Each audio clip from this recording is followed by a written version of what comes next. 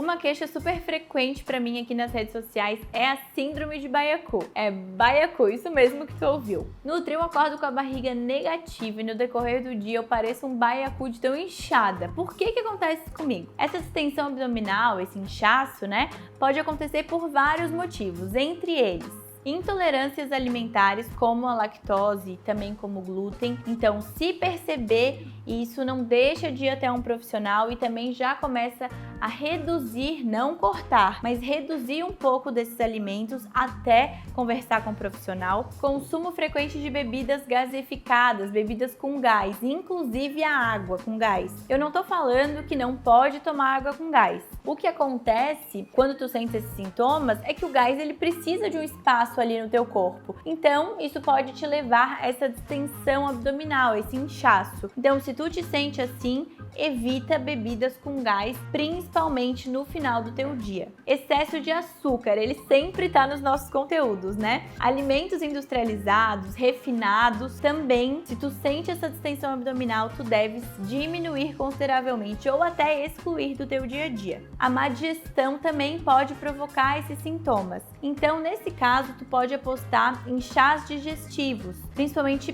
depois das tuas principais refeições. O chá de boldo, o chá de camomila, de erva doce, o chá verde e de hortelã também são bem interessantes nesse caso. No caso de TPM e até mesmo do teu período fértil, tu pode costumar ficar mais inchada do que o normal. A ovulação também favorece o aumento abdominal. Então, antes de surtar, fica aí de olho como tá teu período menstrual e o teu período de ovulação também. Excesso de fermentação intestinal. Isso acontece porque tem algumas pessoas que podem ser mais sensíveis a certos alimentos. Na própria digestão também fica dificultada e esses alimentos podem provocar fermentação e, consequentemente, essa barriga de baiacu, né? Fica mais inchada. Os alimentos mais comuns são os feijões e os legumes, as leguminosas, ovo cozido, batata doce, o brócolis e a couve-flor. Eles costumam fermentar mais. Então, vai vendo o teu dia a dia e vai vendo como tu vais fazer o consumo desses alimentos.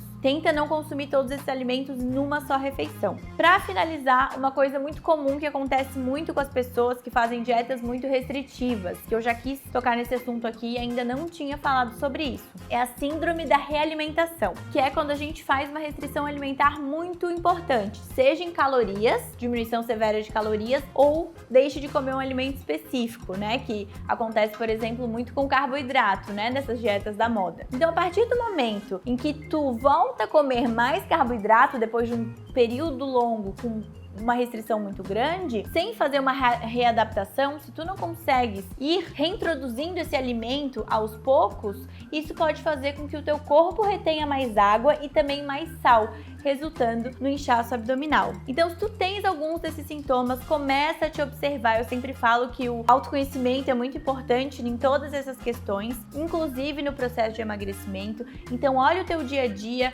vê os alimentos que tu estás consumindo, os alimentos que mais fermentam. Tenta não consumir os alimentos todos juntos numa mesma refeição e também observa como ficam os teus sintomas no decorrer do teu dia.